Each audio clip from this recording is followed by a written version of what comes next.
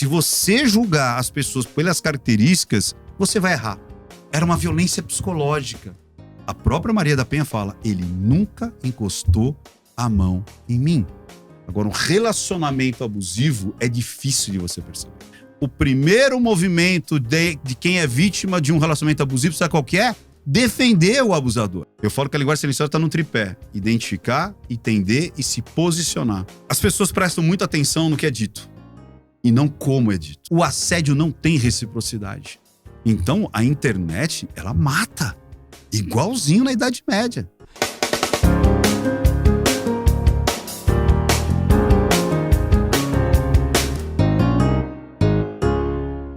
Ricardo Ventura, ele é meu convidado de hoje. Ricardo, eu não sei fazer, você que tem que fazer. Não, é assim mesmo. Faz mais. Ricardo Ventura! Pois é ele, Ricardo Ventura, palestrante, 5 livros publicados, especialização em neurolinguística, psicanalista. Ele faz análise comportamental. Ele tem uma coisa que eu adoro, que ele diz que a análise comportamental não é torcida, não é posicionamento, não é ataque, não é absolvição e não é passar pano. Exatamente. E às vezes as pessoas confundem muito isso, né? Porque na internet é difícil você não ter algo que você vai só analisar e não julgar. Ou tomar um partido e defender até a morte. Não tem problema nenhum em você, de repente, militar por uma causa. Não tem problema nenhum, seja ela qual for. Eu sou a favor disso, eu sou contra isso. Só que quando a gente fala de comportamento humano, ninguém é perfeito. Essa é a primeira coisa que as pessoas esquecem, né? Que tipo assim, não existe um lado que é 100% perfeito e um lado que é 100% errado. Eu falo que as pessoas esperam que a vida seja igual a novela mexicana, sabe? Que o personagem começa ruim e termina ruim, né? Que o personagem ruim é aquele que acorda de manhã, ele chuta o cachorro, ele sacaneia a tiazinha da padaria, ele é 100% ruim. Né? E a Maria Joaquina é aquela que ela é 100% boa. Ela dá bom dia pro sol, né? Ela vê um ratinho e fala, ratinho, saindo de esgoto, tudo bem? E na vida não é assim. Então, quando você faz análise, as pessoas meio que esperam isso. Porque a internet, na realidade, virou um bando de imperfeitos buscando a perfeição do outro. Basicamente, não é? Exatamente isso. É um tribunal, né, julgando o tempo todo, sem entender, sem saber as causas, sem ler o processo.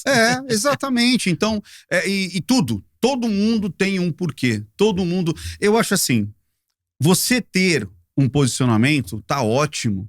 Tanto é que as pessoas estavam perdendo isso. Há uns poucos anos atrás, a gente estava recebendo uma doutrinação assim, você é especialista nisso? Se você não for, cale-se. Peraí, mas você tem lugar de fala? A coisa mais idiota do mundo é lugar de fala. É verdade. Não, é a coisa mais idiota do mundo. Quer dizer que uma pessoa vai perder a maior característica humana, que é a compaixão. O que é compaixão? É você ter a dor do outro sem precisar passar por ela. É você sentir que aquele outro precisa de ajuda sem estar no lugar daquela pessoa. Isso é compaixão. Agora as pessoas, não, mas você não é mulher para falar. Não, você não é gay para falar. Você não é negro para falar. Eu fico impressionada com isso. Se você é antirracista, você devia ser exaltado por ser antirracista. Exato. Né? É isso que você tem que ser, porque ser antirracista, ser contra a pedofilia, são coisas que não tem discussão, né? Não tem lado. Exato. Não, eu tô desse lado contra o racismo e contra a pedofilia, com certeza. Assim, eu não posso falar do racismo porque eu não sou negra, tem alguma coisa errada aí. Ou então você é mulher, você tem que ficar apoiando a mulher, seja lá o que for que ela fez. Aí não, mas eu sou gay, então eu tenho que apoiar o gay, seja lá o que ele fez. De novo, mas eu acho que isso não pegou, sabe? Tentaram, mas acho que a população mesmo se defendeu, se blindou disso. Eu acho que a população sim, o Twitter não. Antes da gente continuar essa entrevista, eu vou fazer uma pausa para dizer que a gente tem um patrocinador que é Doctors First. São suplementos, Ricardo, que eu vou te dar aqui, que você vai adorar, porque você tá marombando agora. Eu vou ganhar. Então, eu vou te mostrar. Você vai ganhar Glutamaster, que é vitamina C e cúrcuma e L-glutamina. Vai ganhar essa creatina, que é fundamental para quem tá malhando. E eu tava para comprar creatina. Cúrcuma, que é decisiva no processo. Magnésio, que é a estrela da companhia, porque sem magnésio o organismo da gente fica péssimo. Coenzima Q10, seu coração agradece. DK2, a vitamina K2 é uma campeã. E quem não pode faltar? O ômega 3. Você está monitorada. Ah, sim, tem um Shot Energy. Você não precisa de energia, mas assim, você pode usar como pré-treino. Como é que você sabe que eu tava marombando? Porque você tá diferente. O Duda me contou, mas você tá mais bonitão, mais forte. Agora eu tô pegando firme. Tá sim, tá marombando. Essa caixa é sua. A gente tem que cuidar da saúde e agora a Dr. First vai tomar conta aqui da minha saúde. Vai tomar conta. Eu uso esses suplementos. Eu guardar pra gente conversar mais. E aprovo. Que olha, muito obrigado mesmo. Deixa eu guarda aí pra gente continuar a nossa conversa. Pô, valeu. Fico feliz. Obrigado pelo presente, Dr. First. O Twitter, que agora chama X, né? O X lá, o X. Falam que eu não frequento, é engraçado, né? Toda vez o pessoal fala assim, como é que é o Twitter? Eu falo, cara, eu não frequento. Falam que é aquela Colândia da... É um esgoto. Eu não frequento, eu não sei, eu não tive uma rede interessante ali. Mas eu fui muito cancelado ali, por isso que eu acompanho. Mas quem não foi cancelado? Eu olho ali os meus cancelamentos. Agora até que tá calmo, mas eu já fui muito cancelado ali. Mas eu acho que a população, assim, pelo menos eu senti isso. E eu batia muito nisso. Batia muito, porque quando eu ia fazer análise, hoje ainda eu tenho que dar uma explicada, porque se você não explica, a pessoa aparece do nada e realmente ela não vai pesquisar, ela não vai querer saber, ela vai tirar a conclusão da tua vida, da tua ética, da tua moral, por conta daquele vídeo de detalhe, daquele recorte. Então, pra gente até fechar, porque até aqui já estão julgando a gente, pode ter certeza, já tem gente assim, ó, não, mas você não pode porque você nunca vai saber o que é uma gravidez, você não vai saber o que é as agruras de ter nascido negro e tal. Cara, se você julgar as pessoas pelas características, você vai errar. Eu sempre falo, as pessoas normalmente elas têm um pré-julgamento e uma culpabilidade e um salvo-conduto se você é negro ou branco, preto ou negro ou branco, pobre ou rico, mulher ou homem, PCD, não PCD. Você entendeu? Jovem, velho. Se você julgar as pessoas pelas características, a chance de você errar é muito grande. Você tem que julgar ou analisar os fatos pelo comportamento da pessoa, pela ética, pela moral, pela conduta, independente se é homem, mulher, preto, branco, cis, trans, gay, hétero, porque senão você vai ficar uma loucura. Como é que você faz pra julgar isso quando você tá diante de um vídeo, tipo Ana Hickman, tipo Larissa Manoela, aquela menina que matou os pais, como é que chama? Suzane Richthofen. Você olha uma entrevista e analisa como é que a pessoa é, a partir daquela entrevista. O marido da Ana Hickman, por exemplo. O Alexandre Corrêa. Você fez vários estudos, você faz várias... Né? Você mantém muito atualizado o Não Minta Pra Mim, né? Sempre, toda semana. Toda semana, é uma efervescência. Como é que você faz para isso não ter uma característica de pessoal, né, de fofoca, ser uma análise realmente? Então vamos lá. É isso também que as pessoas... É muito engraçado que as pessoas dizem assim... você tem que ser extremamente isento. Isento no sentido de você, em nenhum momento, você pode ser ter algum viés. Seja lá qual for. Religioso, político, social. Você não pode ter. Ou que você tenha daquela turminha que tem direito a falar livremente. Agora, se você tiver qualquer posicionamento e isso você demonstrar, você não tem mais o direito, ou seja, você não tem a capacidade humana, olha que loucura. Então, é interessante esse prólogo, de você discernir o que é eu, minhas vontades, meus desejos, minhas convicções e uma análise. Então, seria assim, eu sempre falo, vamos fazer uma abstração. Será que o juiz de futebol, ele odeia futebol? Pelo contrário, claro, né? Ele deve amar futebol. Claro. Então, será que um juiz de futebol que escolheu ser juiz de futebol, provavelmente ele gosta de futebol. Provavelmente ele deve ter um time do coração. Sim. Isso impede dele apitar um jogo? Obviamente que não. Ou seja, ele tem um gosto pessoal. É a mesma A coisa. gente sempre xinga o juiz. Mas então, quando as pessoas... Não, mas você não Mas, pode... teoricamente, ele não tem o gosto... É claro. Ele não coloca o gosto pessoal dele naquele evento, momento. naquele Ou momento. a mesma coisa. Quer dizer, será que um médico, um juiz, um advogado, ele só vai atuar nas coisas que ele tem plena convicção? Claro que não. É claro que não. Você vai atuar... O cirurgião pode operar uma pessoa que ele detesta, né? Leda, você, quantas pessoas você entrevistou e que você falou assim, eu nem vou com a cara dessa pessoa. Há muitas delas. Será que eu também? Não, eu adoro você. Eu tô entrevistando você há um tempo. Não já. é? Mas ó, o que é interessante é isso. Então quer dizer que um jornalista não teria a capacidade de entrevistar alguém que ele não simpatiza? Mas hoje em dia, com essa bipolaridade, essa maluquice de time, né? Porque virou um fla-flu, a política, tudo, né? Tudo é fla-flu. Não, tudo. Tudo. Até o caso da Ana Hickman é uma torcida. É uma torcida. E aí, se você não escolher a torcida certa, você vai ser condenado junto com aquela situação. Primeiro, já está errada a torcida. Você não tem que torcer, você tem que analisar. Deixa eu ver o que está acontecendo aqui, por exemplo, com Larissa Manoela. Não. Se você não for a favor da Larissa, nem abra sua boca, porque você... E aí não é ser a favor. Se você só questionar... Mas peraí, essa menina estava com os pais há pelo menos 18 anos. Está com 22 agora, começou com 4. Então dá 18 anos. Quer dizer, nesses 18 anos o pai e a mãe não serviu para absolutamente nada. Quer dizer que uma menina dos 4 aos 18, ou dos 4 sabia administrar? Sabia assinar um contrato? Sabia o que era uma constituição?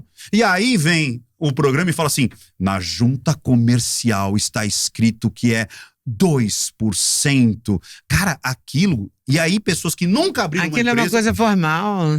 Mas eu falei isso na análise, eu falei assim, pessoas que nunca abriram uma empresa, nunca fizeram um contrato social para a junta comercial, mas era só 2%. Meu Deus, cara! Não entende eu nada. Já tive empresa onde eu não tinha nem 2%. Tava o nome da minha irmã, tava o nome da minha tia.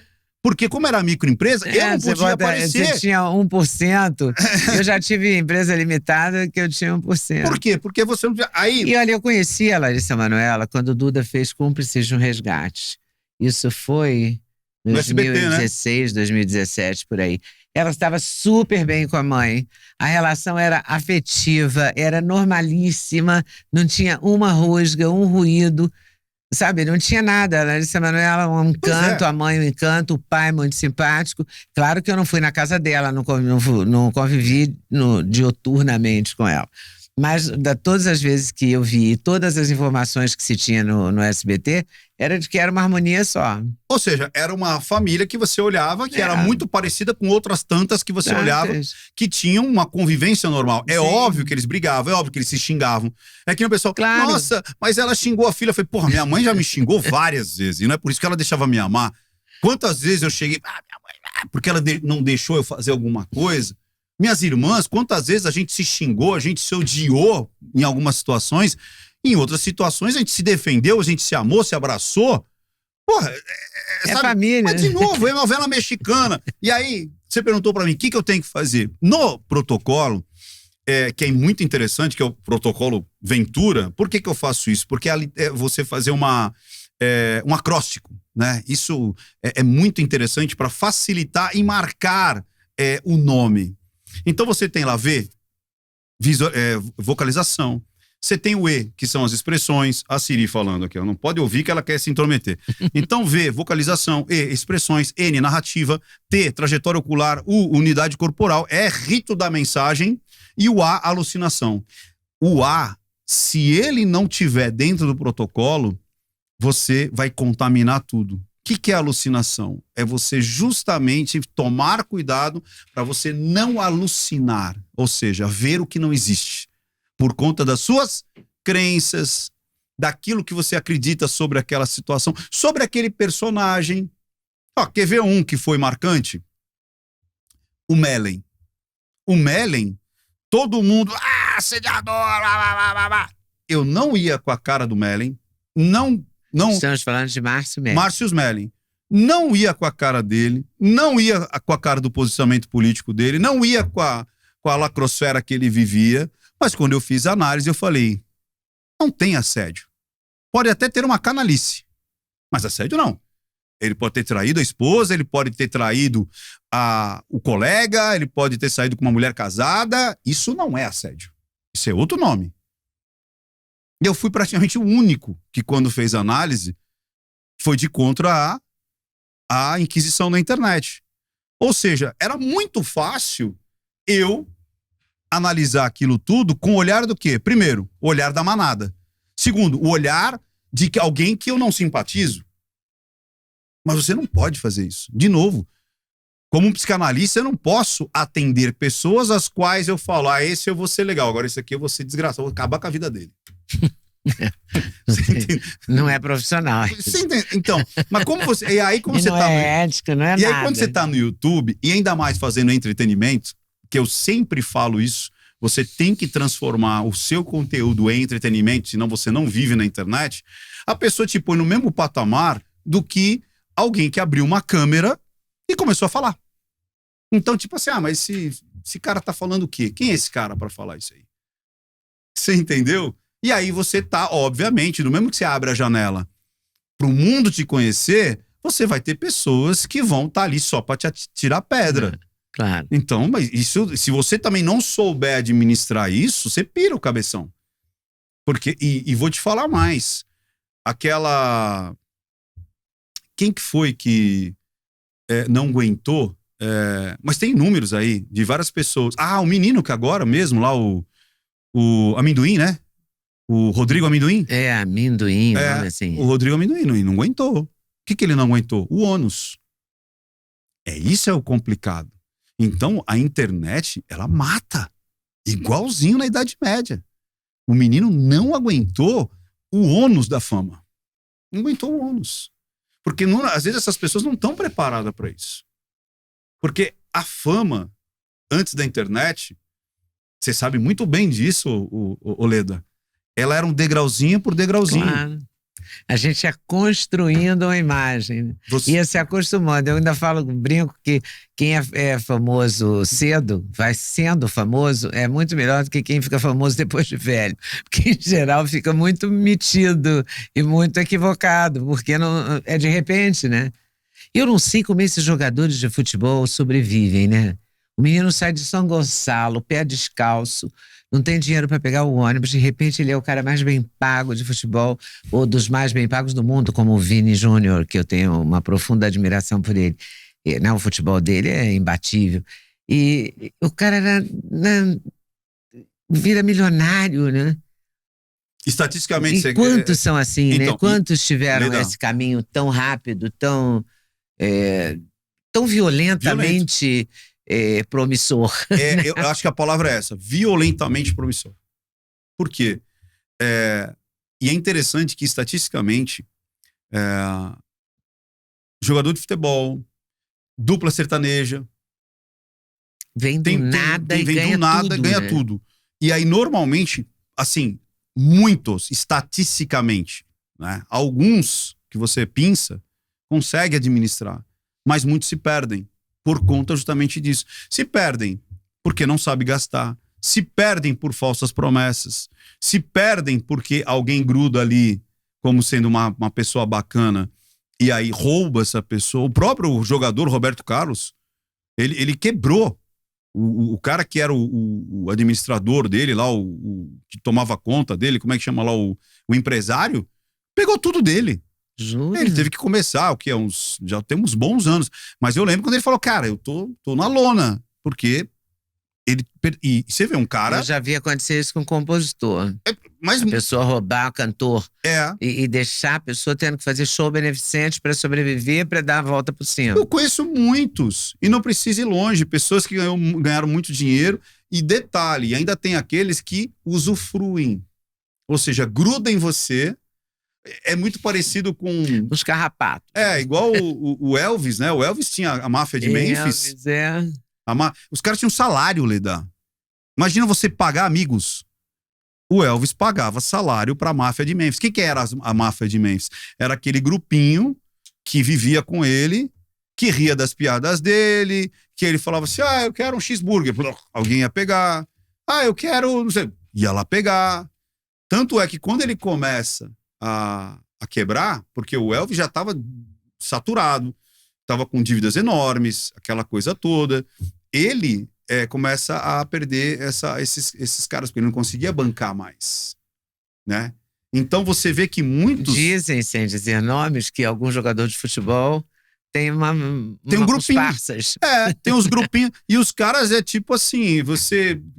de novo, riem das suas piadas, acham tudo legal, as loucuras que você vai fazer vão te acompanhar. Tem muita gente famosa isso, que tem um entourage que não critica, né? Exato. Porque vive dela, então não pode criticar a pessoa. Então qualquer coisa que qualquer pessoa falar não, ela não pode saber isso, não fala. E fica blindando a pessoa em nome de um proveito, de uma simbiose mesmo. Porque como tá grudado ali, sabe que se aquilo de repente chega nela, ou aquela informação, desmorona, aquele castelo desmorona. Porque ela vive dentro realmente de uma bolha que aquela galera vai usufruir. Leda, e dá para perceber isso na análise? É isso que eu ia falar. Porque isso não tá longe dos só bilionários e milionários. Quanto que a gente tem... Vamos lá, um mito que é muito legal, que inclusive, eu não sei quando vai estar passando essa entrevista, nem eu. Mas se estiver passando antes do dia 2 de dezembro, eu aconselho fortemente as pessoas, mas mesmo que elas não consigam ir no evento presencial, eu consigo também ter lá os meus cursos online. Mas entra lá em nãomintapramim.com.br/evento. Por quê? Eu falo muito lá, e o ponto alto é justamente quando a gente fala identificar relacionamentos abusivos. Primeiro mito, relacionamento abusivo é só de casal. Não é. Muita gente, quando fala, relacionamento abusivo, relacionamento tóxico, imagina um casal que tem ali uma relação emocional, sentimental e sexual. Uhum. Mas não. O relacionamento abusivo pode ser não sexual? Não sexual, por exemplo, pai e filho, amigos. Tem relacionamento tóxico entre amigos, colegas de trabalho, parentes, pai, filho, filho, pai. Tem muita gente que fala assim, porque meu pai, minha mãe é tóxica, é narcisista. Tem o contrário, e não é pouco não, Leda. Filhos narcisistas, psicopatinhas ali, que controlam a vida inteira o pai e a mãe. E destrói a vida daquele casal. E as pessoas não percebem. Tanto é que a gente estava comentando fora do ar, da Ana Hickman, que a gente falou assim, nossa, mas ela ficou quanto tempo pra... Eu já atendi muitas, tanto homens quanto mulheres. Tem muita gente que acha que é só benefício da mulher, né? Ser a vítima ali do relacionamento abusivo. Não é. Não, tem muito. O homem também pode ser a vítima. Muito, você não tem ideia. Na gíria do futebol, sabe, na mesa lá do futebol, é o pau mandado. Que o pessoal é pau mandado. Já vai pra casa, é dominado. E o cara vai. Tipo, não, tem que ir. Esses 2 minutos que eu chegar, eu tomo pau. Tem muito, mas não é pouco. Quem estiver assistindo a gente, fala se você não tem um amigo do futebol que você fala, o pau mandado aí, ó. Que o cara tem que dar satisfação de segunda a segunda, ele dá, ligar antes do jogo, no meio do jogo, depois do jogo, tô saindo, a mulher olha o odômetro do carro. Sabia que tem isso também? Olhar o odômetro do carro. Caramba. Pra saber até onde ele foi. Tem muito maluco no mundo, não tem não? Cheirar cinto de segurança, sabe dessa? Não podia imaginar. Ela já entra no carro e já faz assim... Pra ver se tem algum perfume ali que não é o dela. E aí falam assim... mas que vida infernal. Infernal. Só que pra mulher, como é que chama isso? É ciúmes. Não, é relacionamento abusivo, patológico. Só que dá aquela tipo, não, isso aqui é normal. Não é. E aí não pode normatizar uma coisa, né? Normalizar. Que você vive uma sufocado. Coisa que não é normal. Que você vive pisando em ovos. Você sempre tá esperando uma patada, você sempre tá esperando um xingamento, você sempre tá esperando um maldizer, você sempre tá esperando um mas. Sempre tem um mas. Que é tipo assim, trouxe isso aqui pra você. Por exemplo, você falou que dos brincos, né? Que você acabou de foram comprar os brincos pra você. Porque eu não tinha esquecido o brinco, eu não sei ver sem brinco. Que brinco legal e tal. Mas pesado, né? Você entendeu? Aí, tipo, que legal que ficou, eu vi você elogiando. Nossa, ficou legal essa xícara. Mas esse Leda aqui ficou pequeno, hein? Você entendeu? Então, é um casal, e esse casal, como eu falo, pode ser marido e mulher, pode ser de amigos, pode ser de filho e pai, pai e filho, pode ser de sócio, Leda, sócio. Tem sócios que são patológicos. Sócios são E a patológicos. pessoa fica nessa relação. Porque ela não percebe. Por quê? Porque é muito sutil. E aí tá dentro da onde? Justamente dessa análise psicomportamental. Então, Também porque interessa, às vezes tem interesse econômico, né? Aí é uma situação que você identifica. Eu sempre falo que os três grandes grupos são o canalha, o golpista e o abusador. Tem muita gente que confunde o canalha com o abusador. Tipo, meu marido me trai, eu vivo no relacionamento. Não, ele é um canalha, ele te trai. Meu marido, ele acaba gastando com droga, com mulheres. Não, ele é um canalha. Ele gasta com drogas, com mulheres. Isso é o verbo abusar. Ele é abusado. Agora, um relacionamento abusivo é difícil de você perceber. Porque ele é sutil. Ele é maquinado. E é maquiavélico. Ele maquiavélico. vai dominando, né? E aí aquilo entra numa entranhas que você já não sabe o que é você, o que é normal e o que foi construído para que você se sinta daquela maneira. E você não percebe, isso que é o pior. E outra, às vezes demora anos para perceber. Percebi? Legal. Depois que eu percebo, eu começo a negar. É uma coisa que ninguém fala, Leda. Ninguém fala isso pelos meus estudos, pela minha experiência, pela quantidade de pessoas que eu já conversei. O primeiro movimento de quem é vítima de um relacionamento abusivo, sabe qual que é? Defender o abusador. A pessoa nega. Primeiro ela demora para perceber. Faz parte do processo. Né? Quando ela percebe, ela começa a negar. Não, mas ele é legal. Não, mas ela me ama. Pô, mas ela fez até o prato que eu gostava. Mas tal. ele é bom pai. Bom pai. E vamos botar no nível, põe dinheiro em casa, comprar arroz e feijão, comprar fralda pro filho que nem é dele, sabe? Só que daí vai e destrói psicologicamente, destrói a sua autoestima. Se você se acha um cocô, você se acha uma merda. Essa é a palavra mesmo. E aí quando vem aquele suspiro de tipo de um carinho, sabe? Só você, nossa, ele foi. Você entendeu? Ele te joga na merda e te dá migalhas de compreensão. E aí você nega. É um pedido de desculpa? Nunca. Que vem depois da... Não. E outra, do espancamento, porque depois do espancamento então, tem um pedido de desculpa e ele é repetido, né? Só e depois tem uma trégua e depois bate de novo, depois pede desculpa de novo, eu vou mudar, nunca mais vai acontecer. Mas isso já tá no nível já hard. Quando já tá na porrada, já tá no nível, né? Já tá no nível hard, já tá no nível altíssimo ali.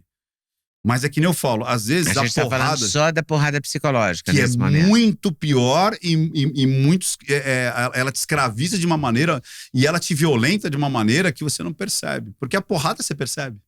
O tapa você percebe. Você até ficar roxo, né? Inclusive. Entendeu? Você tem como perceber, não tem como negar, né? Então é que você já tá num nível de dominação extremamente absurdo.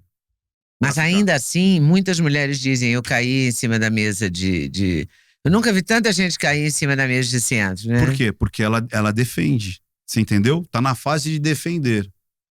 E aí tá na fase de defender e aí começa o jogo interno. Que é, eu sei que eu tô mentindo, mas ainda assim vale a pena. Aí quando toma a decisão de partir, Leda, às vezes passou mais de 10 anos, 15 anos. Quando toma a decisão de partir. Aí a decisão de partir, às vezes demora, se arrasta por alguns anos. Porque é como eu vou fazer. Agora é assim, identifiquei. Demora um monte de tempo. Entendi. Demora um monte. Agora eu vou me posicionar. Por isso que eu falo que a linguagem silenciosa acelera isso aqui, ó. Eu falo que a linguagem silenciosa está no tripé. Identificar, entender e se posicionar. Ou prover. Quais são os proventos que eu vou ter a partir do que eu identifiquei. Tanto é que, de novo, todo mundo ainda... Quer dizer, todo mundo não. Ainda existe uma parte que... mas pera lá, a linguagem silenciosa não é um negócio do... mexeu esse músculo, enrugou aqui, fez assim. Isso é uma partezinha. É a parte das emoções. Agora, identifiquei. Nossa, eu estou muito faceiro. Identifiquei o ombro mexendo. identifiquei a piscada, identifiquei, cruzou. Tá, identificou. E aí, o que você faz com isso? Isso um robô faz. Agora, eu preciso entender isso. É o segundo estágio. E depois se posicionar. Então, por exemplo, estou conversando com alguém. Eu vi que a situação ficou... Talvez aqui agora. Estou conversando com você. Aí falei de alguém. Eu falo, opa, talvez esse alguém, a Leda não gostaria que eu falasse. Eu não vou chegar e falar assim, Leda, você tá incongruente, ó. Você mexeu aqui, fez assim, se afastou. Eu acho que você não quer falar de fulano, né? Olha como eu sou espertão. Não tem sentido algum. Ou seja, eu identifico, entendi, legal, vamos mudar de assunto. Isso pode ser numa conversa, pode ser numa DR, mas isso uma pessoa negociação. pode perceber sobre a outra, né? Isso. Na intuição ou na observação. Isso. Porque isso é uma parte do seu trabalho. Exato. Aí, a partir daí é que vai fazer a diferença. Exatamente. Eu vou sacar que você não quer falar desse assunto porque você ficou desconfortável, porque você fechou a cara e tal, mas eu não vou entender, eu não vou poder explicar isso. Você pode, é isso? Exato. Ou seja, eu identifiquei. O que é isso? Então, estou lá conversando com meu marido, com a minha namorada, com meu chefe, com meu colega. Pô, identifiquei uma incongruência. Então, automaticamente, essa pessoa está mentindo, essa pessoa me odeia, essa pessoa vai me usar, essa pessoa é uma traidora, manipuladora? Não. Você só identificou que ela, na comunicação dela, estava diferente do que deveria estar. Agora, a partir daí, deixa eu vasculhar. Pode ser, por exemplo, que nem as pessoas identificam lá no marido ou na esposa. Pode ser uma traição? Pode. Sabe o que pode ser só? Ela tá com um baita de um problema no trabalho e não quer trazer esse problema para casa. E aí você pergunta, e aí, como é que foi seu trabalho? Ah, foi bom. Hoje foi interessante, foi legal. Lá. Fala, não foi. Então ela tá te traindo? Não. Pode ser simplesmente algo que está acontecendo e ela não quer trazer para frente esse problema. Como pode ser algo interno. De repente ela não está bem com ela, não está bem não tá bem às vezes com um amigo, alguma coisa assim. Então por isso que não pode decorar o livrinho. Muitas vezes as pessoas querem o fácil. Eu vejo muito, agora cada vez menos, né? Porque, eu tô fazendo isso desde 2016. Nós estamos falando em 7 anos. Mas era muito legal que as pessoas falavam assim, tá, mas o que significa botar a mão no queixo? Tá, mas ele é culpado ou inocente? Tá, mas espera aí, mentiu ou não mentiu? Então as pessoas queriam algo rápido, vídeos de 5 minutos, 10 minutos, dando a chancela. Ó, mexeu aqui, não sei o que lá, tá mentindo. Então tinha 2 situações, que é algo rápido, não quer pensar, não quer entender, não quer raciocinar em cima daquela situação e mais ainda, quer rapidez, quer o instantâneo. E a vida não é assim. E qual que é a diferença disso para o Não Minta Pra Mim de hoje? As pessoas hoje, elas estão querendo justamente mergulhar na situação. Porque nas análises, o que eu comecei a fazer? No início, eu só analisava e você fez uma pergunta lá atrás dizendo, então você assiste um vídeo. Primeiro, eu estou limitado àquele vídeo. Tem muita gente que fala assim, mas você não sabe da história regressa. Eu falei assim, até não me interessa saber. Eu preciso ver aqui. Talvez se eu souber da história regressa, eu vou me contaminar, como você já está contaminado por ter escolhido um dos lados. Quer ver um que foi bem interessante? Simone e Simaria. Simone e Simaria não sabia nada delas. Nada, absolutamente nada. Não sabia nenhuma música delas. Nada, zero. E aí, analisa Simaria. Aí todo mundo, porque ela é isso, porque ela é aquilo. Eu falei, cara, esse vídeo... E elas se separaram, é isso? Separaram. Esse vídeo, e ela, tipo assim, foi um pouco antes delas se separarem. Eu falei, esse vídeo é um grito de socorro. Quando ela fez uma entrevista pro Léo Dias. Eu falei, olha de isso quem? aqui. É da Simaria ou da Simone? Da Simaria. Falei, isso aqui é um grito de socorro. Olha isso, olha as palavras, olha as histórias que ela tá trazendo, olha as metáforas que ela tá contando, olha os causos que ela tá contando, olha como tudo se junta, olha como ela toca no Léo. É um grito de socorro, essa mulher não aguenta mais essa estrutura que ela criou para ela mesma. Lógico, eu creio que não foi por minha causa, mas eu falei assim, ela precisa de ajuda. Passou um dia, ela saiu num dia, o Léo, Fiz análise num dia, no outro dia ela falou, vou parar a carreira, porque não dá mais, tô precisando de ajuda, blá, blá, blá, blá, blá, blá, blá. E muitos que eu faço análise, Leda, é muito interessante. Muitos entram em contato, só que eu não revelo. Eu só revelo se a pessoa deixa público. Alguns já deixaram. Se ela revelar. Se a pessoa... Eu não revelo. Não revela. A pessoa entra em contato, entra no DM, pede celular, troca ideia com o celular, e eu não revelo. Não revelo. Alguns pedem ajuda. Às vezes, pessoas da família... Tem um que adora me atacar. A própria família já veio falar. Tudo que você falou dele tem sentido. Esse cara que tá te atacando, esse cara que... E a gente não pode saber quem é, não. Não, esse não dá. Não dá. E esse é a família. A própria família falou, cara, ele é assim, ele precisa de ajuda. A gente precisa porque a gente teve umas decepções e tal. Mas dos que a gente pode falar, por exemplo, o marido da Ana Hickman, ele me parece uma pessoa que não entendeu. Ele não entendeu. Então... Não é? Ele não se arrependeu, ele não entendeu. Ele não é... Na entrevista que ele deu, ele tá perplexo.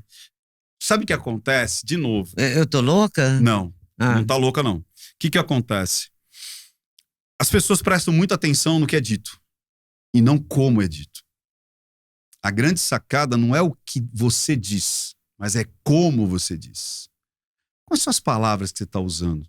Palavras, elas têm um conteúdo... Leda, toda palavra tem um conteúdo emocional. Então, dependendo até das palavras que você escolhe, as expressões que você está usando para falar sobre aquilo... É um conjunto da obra. Né? É o conjunto da obra. E às vezes é sutil, às vezes não, às vezes é explícito. No caso dele, ele não fala tipo assim, eu podia ter levantado me arrependo, podia ter levantado, podia ter batido a cabeça na parede, podia ter saído de casa naquele momento. Ele fala que se arrepende? Ele fala que se arrepende de ter feito... Você entendeu? Você sacou. Como é que eu uso a palavra arrependimento? Eu me arrependo de não ter levantado. Eu me arrependo de ter batido a cabeça na parede. Eu me arrependo de ter tomado um copo de água. Não foi eu me arrependo do que eu fiz. Do que eu fiz, não tem isso. Não, eu me arrependo do que eu não fiz. Por que eu não fiz outras coisas para que aquilo não acontecesse, mas eu não estou falando daquilo. Por que eu deixei aquilo acontecer? Mas eu tenho o poder, né? Aquilo, eu mantenho o poder. Aquilo passou da minha mão, passou da minha inteligência, né? E outras coisas. A preocupação era como a internet está me julgando, como as coisas estão acontecendo, como vai ser daqui para frente para mim, acabou.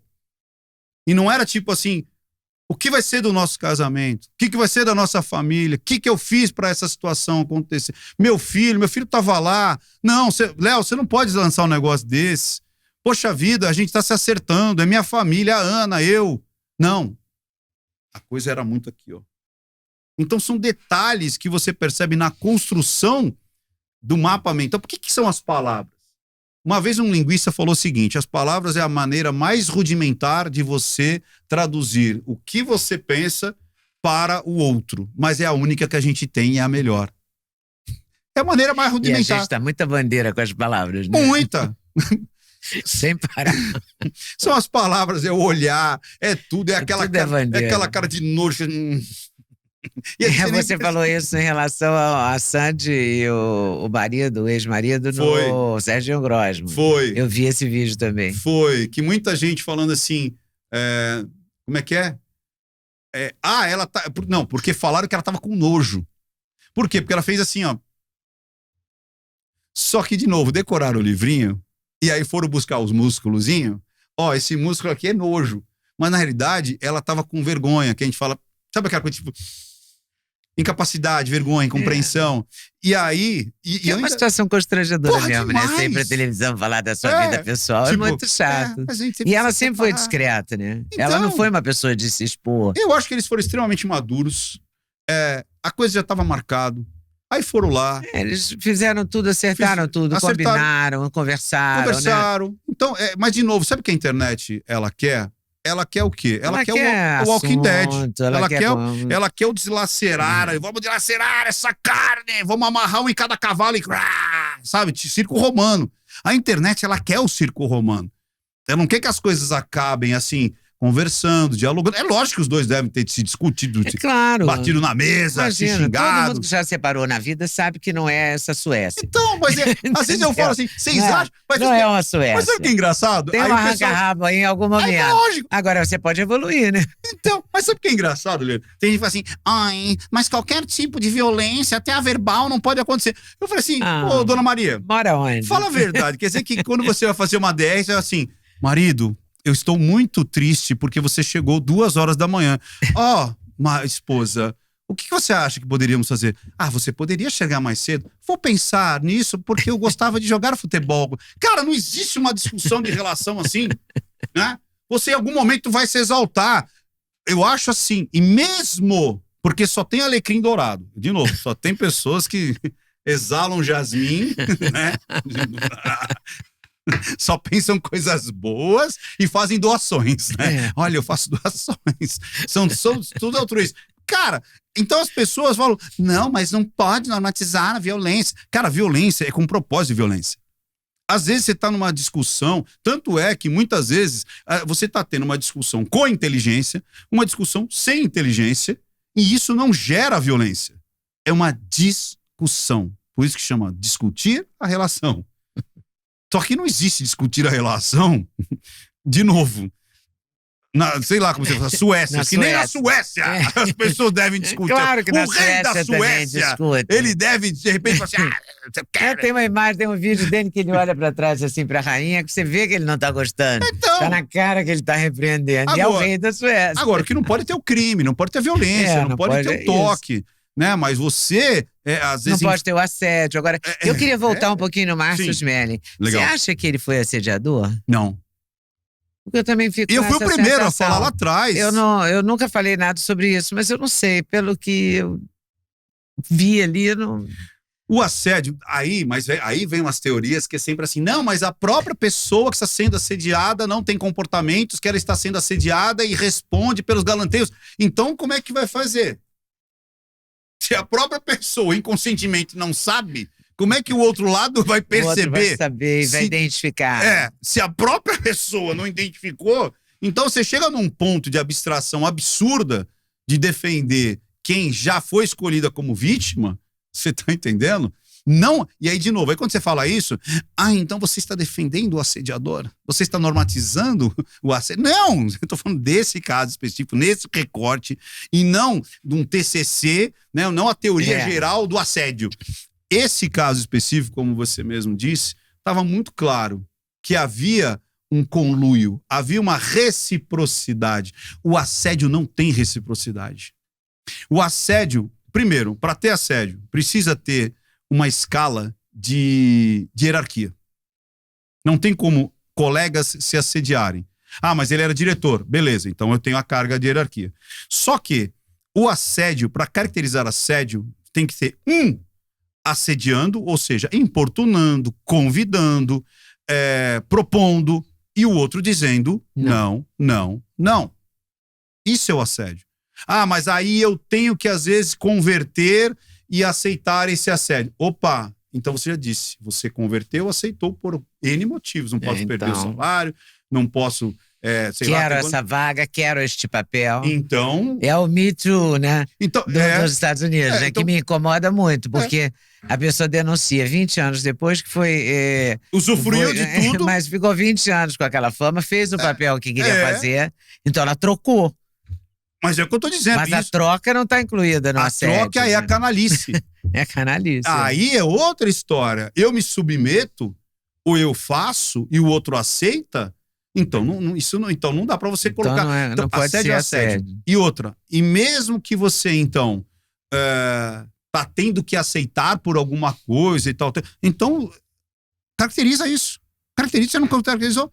Tudo que tem ali. Sabe o que acontece? Ninguém imaginava que o cara ia ter. Isso que eu acho que... Esse Melling deve ser um cara muito doido, né? Porque o cara tinha conversa guardada de anos e anos. E aí o castelo foi se caindo. Por quê? Não, você fez... Olha aqui.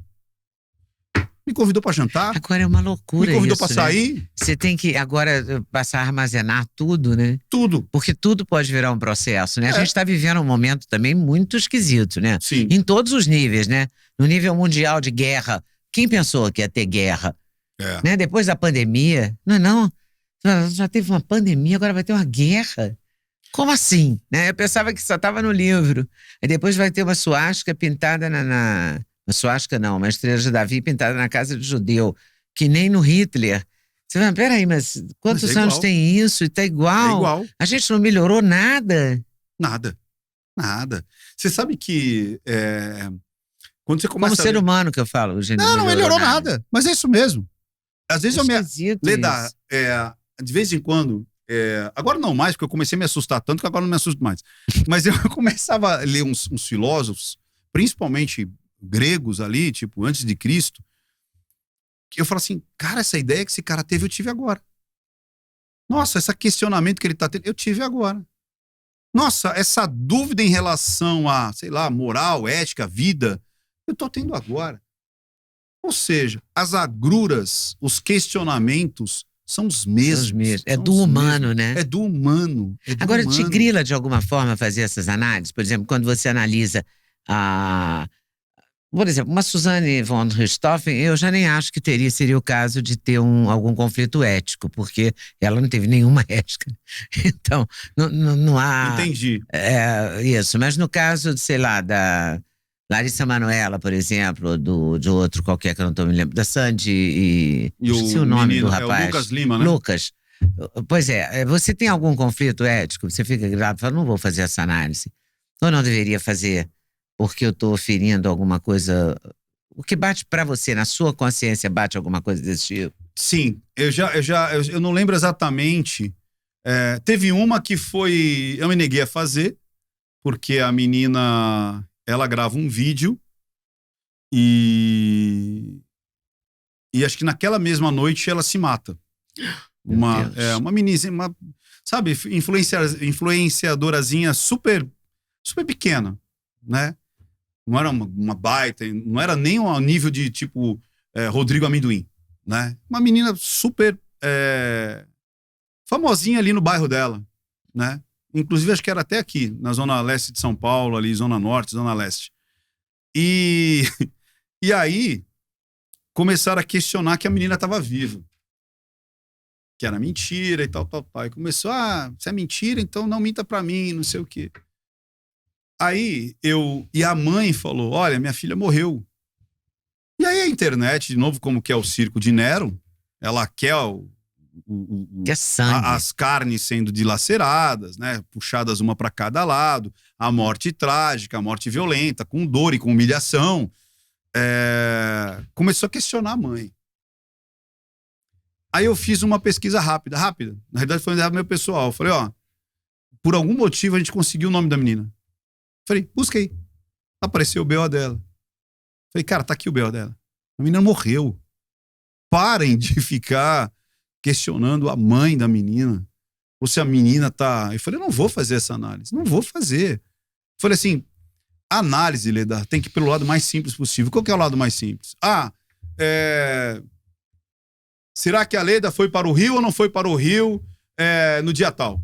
Pô, tem uma foto você lá com Cristo Redentor, acabou a história. Você foi pro Rio. Não tem mais a discussão. Acabou. Tem um caso que me impressiona muito, que é aquela Mariana Ferrer. Tá. E você fez análise. Fiz e voltou à tona agora, né? E o que aconteceu, afinal de contas? Acho que é Shirley, né? Que é a jornalista, foi condenada. Foi uma jornalista foi condenada, realmente, agora. No Intercept, né? No Intercept. E ela também colocou no Piauí. Na matéria foi na Piauí. Por quê? Ela que criou a alcunha de estupro culposo. A jornalista? Eu achei que foi a juíza. Não. Quero. Então, olha... Olha legal. isso, Não, eu passei repete pra mim, pro público. Você achou que foi quem? Eu pensei que fosse a juíza que tivesse criado Leda, isso. vamos lá. Olha que loucura. Eu li isso, será Leda, que eu inventei? Não, vamos lá. Olha que importante isso que você falou. Leda, você é o quê? Eu sou jornalista. Há quanto tempo? 50 anos esse ano eu tô fazendo. Parabéns. Parabéns. Você se considera uma boa jornalista? Eu considero uma pessoa razoável. Assim. Você se considera uma pessoa instruída, uma pessoa esclarecida? Eu sou uma pessoa informada, sou esperta, não sou culta, como eu gostaria. Minha cultura é de script. Mas... Leda, eu falei que lá atrás, que quando você falou assim, eu quero te entrevistar, eu falei, eu zerei a vida. Porque eu era seu fã desde quando eu tinha 10 anos de idade, eu falei assim, eu sou fã dessa mulher. De verdade. Você faz aquele, como é que era o jornal lá do meio-dia? Jornal Hoje. Jornal Hoje. E você fazia todo sábado uma entrevista. Uma entrevista. Não era isso? Verdade. Porra, eu assistia você, eu falava assim, cara... Nossa, anos 70, hein? Anos 80. Anos 70. Anos 80. Aí um dia anos 80, do final dos anos 70. Minha anos mãe 80. quer te entrevistar. Aqui eu sou o Duda Nagli. Aí eu falei, mano, não é possível, cara. Não é possível. Leda Nagli vai me entrevistar. Eu zerei a vida. Isso Leda, foi há uns 5, 6 anos, né? Faz. Ou 7, mais. E depois já tivemos outras entrevistas, é verdade, lives e tudo. Mas essa foi presencial, como esta está sendo. E aí, Leda, então presta atenção no que você acabou de me falar. Você é uma pessoa esclarecida. Você é do meio da comunicação, do meio da informação. Você lê, você se informa, você é perspicaz, você é inteligente. E você me disse que foi o juiz que disse. Eu achava que tinha sido o juiz. Eu fiquei perplexo quando eu li a condenação. Se você acha isso, imagina quantos milhões de pessoas não acharam. Isso foi a maior fake news, isso foi a maior mentira que existiu. E para ajudar nisso ainda, o que fizeram? Teve 2... não é julgamento, como é que chama? Audiência. 2 audiências. Somando as 2, deu 5 horas e meia. 5 horas e meia. Pegaram 1 minuto e meio de 5 horas e meia. 1 minuto e meio editado com ordens trocadas, onde o advogado falava uma coisa, o juiz falava uma coisa e ela, ai meu Deus, por que vocês estão fazendo isso comigo? Aí eu olhei aquilo e falei, por que estão fazendo isso com essa menina?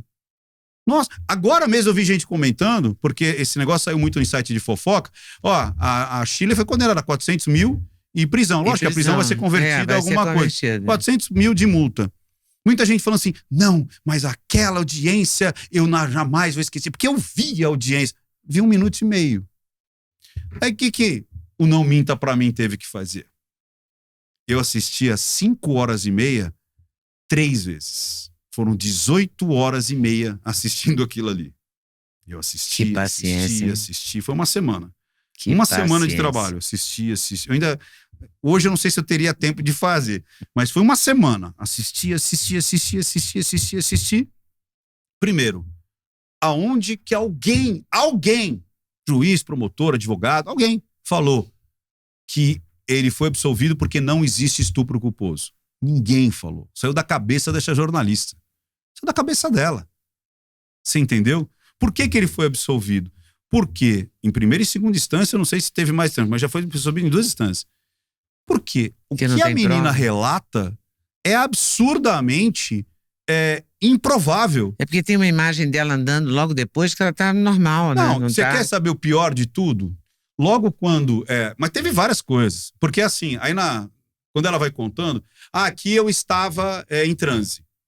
Aí meia hora depois, você conversou com a pessoa lá no... não, mas aí eu estava normal. Aí fulano ofereceu tal coisa. Seus amigos, não, eu já estava em transe. Pô, mas daí você andou 800 metros entre o bar onde você estava e o 300. Não, mas aí eu estava bem. Aí depois você já... Não, aí eu estava em transe. Eu falei, porra, mas que droga é essa? Que você faz tum. Aí depois, que foi o pior de tudo, que eu acho que a grande questão foi, ela posta um vídeo, uma foto, dizendo, olha, esse é o vestido ao qual eu estava usando quando eu fui violentada. Aí o vestido tá rasgado, cheio de sangue, aquela coisa toda. Fala, caraca, e o vestido está guardado aqui como uma prova cabal. Só que ela não esperava que tinha a câmera do trajeto e ela entrando no 300. E ela estava com qual? O mesmo vestido. Que não estava rasgado nem sangrando, nem com sangue. E aí, esse vestido que ia ser cabal, ia ser a prova definitiva, foi juntado ao inquérito? Não. Então, como é que ela tem uma prova cabal? Isso é uma das partes. Tem uma parte que é hilário, que a mãe dela fala assim, a mãe dela participa. Não, quem quem pegou minha filha foi o... Aí falou o nome lá, que eu não lembro o nome, que era o filho do cara da Rede Globo, né? Não o André Aranha. O filho do cara da Rede Globo. Eu esqueci o nome dele. Renato... Como é que chama a família Marinho? Renato Marinho? Alguma coisa assim, não sei aquela Marinho. Não, foi o fulano Marinho. Foi ele, eu sei. Eu reconheci. A pessoa... Mas ele nem tava na imagem. A imagem é desse outro cara. Não, mas... Aí, olha, senhora, já tá comprovado. A imagem é esse cara e a sua filha mesmo disse que foi esse cara. Esse cara não é. Não, então foi os dois. Então foi os dois. Então você percebia que era uma disputa. Uma má fé também, né? Mas demais, e muitas coisas. E, de novo, ela absolvia o próprio André Aranha por essa questão de eu lembro, agora eu não lembro. Agora eu lembro, agora eu não lembro. Não, e eu mesmo dava condições de parecer que eu estava... Porque muita gente, a pessoa que fez o check-out, a pessoa que... O cara do Uber, a pessoa que fez o check-in lá nos 300, falou assim, mas ela estava normal. As câmeras mostram ela normal. Ai, não, mas eu estava normal por causa da droga. Então, peraí, se você estava tão normal, como é que o cara ia saber que você não estava normal? Sabe a situação, de novo, do assédio? Peraí, eu disse que sim. E eu falei que gostei, que eu estava apaixonada, que eu quero outra situação. Mas como é que eu vou saber que você não gostou se você falou que gostou? Então, foi uma coisa tão louca, e aí foi acontecer uma coisa legal. Legal assim, né? A hashtag, e eu lancei esse vídeo assim, o vídeo, a hashtag na sexta-feira era Não Existe Estupro Culposo. E ela ficou no Trend Topics. Eu lancei o vídeo um sábado, era eleição no domingo. A hashtag Mariana Mentiu ficou em primeiro lugar no Twitter, em cima do eleição 2000 não sei o que lá. Caramba. Porque as pessoas viram o vídeo, aí viram o vídeo na íntegra, porque eu mostrei as melhores partes das 5h30, e aí as pessoas que tiveram acesso à análise falaram, porra, eu defendi essa menina. Você tem uma equipe grande ou você faz isso sozinho? Não, eu tenho... Não é grande, mas... Sim, mas tem uma equipe, tem alguém junto, né? Eu tenho. Mas hoje, assim, pra assistir o vídeo, não, é você mesmo. Só eu. Vi a análise e assistir só eu. Mas, por exemplo, eu tenho basicamente 3 pessoas, não é full time fazendo isso, ele tem outras, são meus editores, tem o Rian, que toma conta dessa parte toda de tecnologia, mas eu tenho 2 editores dedicados, não só para isso, para produzir meus cursos, produzir meu conteúdo de internet. Você continua fazendo o speaker? O speaker que você fez. Fiz, o curso, eu e Duda fizemos. O Extreme Speaker, acabei de fazer agora, e foi muito legal. Ele chama... Oh, meu Deus, como é que chama o menino? Silvano, será que é Silvano. Ele é tricampeão mundial lá da PBR de Bull Rider, sabe aqueles touros? Ele é tricampeão. E só tem 2 tricampeões no mundo. É ele e mais um cara. E é brasileiro, esse cara. E ele fez. E ele passou, inclusive, ele só tem, acho que meia dúzia de pessoas que já montaram 500 touros e passaram dos 8 minutos, ou permaneceram em cima do touro. Ele também tem esse recorde. Ele tem vários recordes. É muito legal. E ele fez esse treinamento porque ele quer palestrar, enfim, ele quer fazer bastante coisa. Mas... E muita gente já saiu desse treinamento e foi palestrar, sim, que a gente reconhece, assim como... Você entrevistou a Naíli Mamed. Ah, é? Entrevistei, ela lançou um livro, né? Isso, mas o barato da Naíli, sabe como é que foi? Ela não foi fazer o curso, ela foi com a filha dela, Luana. Olha que barato. A filha que foi fazer o curso? Foi fazer o curso. Você sabe que é reduzido, são só 8 pessoas.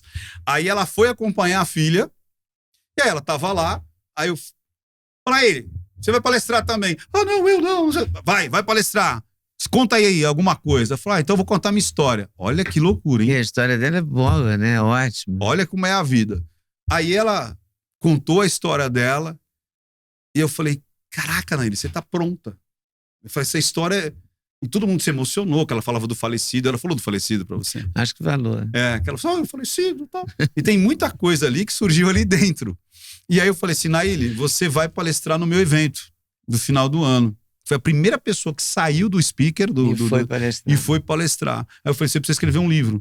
Aí agora já tá com 2 livros, já palestrou em Portugal, já palestrou em Dubai, já palestrou em tudo quanto é lugar. Ela saiu de lá. Uma menina também, a chama Dani Amaral, é uma menina que não tem os dois braços. Ai, meu Deus. E ela também, ela nasceu praticamente lá dentro também, por quê? Até então, ela falava muito da história de superação dela, que ela perdeu. Aí eu falei assim, ô Dani, se você tivesse os dois braços, você ia falar sobre o quê? Eu ia falar sobre antifragilidade, ia falar sobre isso que eu já faço, de contar para as pessoas, que é importante. Falei, isso independe de você ter os braços ou não? Ela falou, não. Falei, então é sobre isso que você vai falar. Eu falei, você não precisa falar como você perdeu os seus dois braços, que você não tem os dois braços, porque as pessoas estão vendo que você não tem os dois braços. E quando você abrir o vídeo, as pessoas vão ver. Então deixa as pessoas se surpreenderem ainda mais, porque as pessoas estão esperando o quê? Quando vê uma pessoa sem braço. Eu vou contar a minha história triste de que eu perdi os dois braços e agora... Não. Isso é pano de fundo. E essa menina também já... ela faz, acho que, mais de 200 palestras por ano. É impressionante. Incrível. Saiu de lá também. Tem vários que saíram de lá. E você gosta legal. disso? Você gosta dessa sua porção professora? Eu gosto de... Por que acontece? Lá é a linguagem silenciosa dos palcos e das apresentações. Eu falo que eu nunca recebi alguém lá que não conseguisse palestrar. Todas as pessoas conseguem contar a sua história ou a sua expertise ou aquilo que elas querem passar para o mundo. Todas conseguem fazer. Eu já vi gente que foi fazer curso... Aí é que tá, né? Curso de oratória. Não sei, eu tenho uma dificuldade. Eu acho que eu não sei palestrar. Sabe? Eu acho que... Não, porque eu acho que às vezes a pessoa tem, no meu caso eu tenho certeza que eu tenho, uma dificuldade em fazer confidências. Porque a palestra é uma confidência. De alguma forma você está fazendo uma confidência. Eu falo que é uma... Ou da sua ideia, ou está confidenciando a sua ideia, ou está confidenciando o seu propósito, ou está confidenciando sua vida, você está confidenciando. Eu tenho uma dificuldade de fazer confidência. Eu gosto de ouvir confidências, mas eu tenho uma dificuldade grande de fazê-las. Eu descobri isso lendo o livro desse rapaz que acabou de morrer. Como é que ele chama? Matthew Perry. Não sei. Esse ator do Friends. Eu não sei falar direito, minhas pronúncias nunca são boas. Eu não consumi Friends, então eu não... Eu também não consumi Friends, mas eu estou consumindo o livro dele. Porque a história dele, de uma história de dependência química e tal, eu fiquei impressionada com aquilo, sabe? Até eu não sei de que ele morreu exatamente. Ele morreu afogado, mas não se sabe se morreu afogado na banheira, porque... teve um mal súbito e morreu afogado, ou se morreu afogado porque se matou, ou tomou remédio, não sei. Eu não li o laudo, eu não estou interessada no laudo, entendeu? Mas eu fiquei interessada na história da vida dele. Um cara tão bem sucedido, tão rico, tão tudo, né? Bonito, rico, amado e com tanta dificuldade. Eu fiquei impressionada, que eu gosto de histórias de resiliência, de luta e tal. E aí comecei a ler o livro dele e descobri ali. Uma hora que ele fala que me veio um estalo. O que eu não gosto? Eu não gosto de fazer confidência. Eu tenho vergonha, sei lá, uma inibição. Né? Eu reprimi isso em algum momento. Então, por isso que eu acho que eu tenho dificuldade com palestras. É que a palestra... Depois que eu vou e começo a falar, não paro nunca mais também, entendeu? Mas é isso. Mas eu tenho dificuldade de começar. A palestra, ela é uma confidência controlada.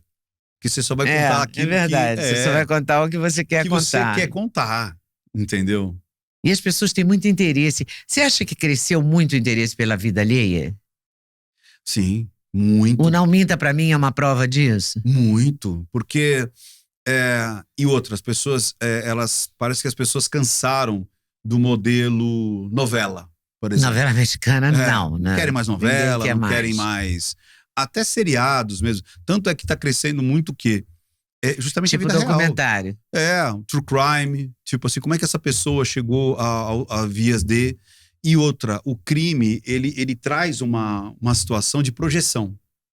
Que é tipo assim, duas situações, que é 3 até. Como que a vítima morreu?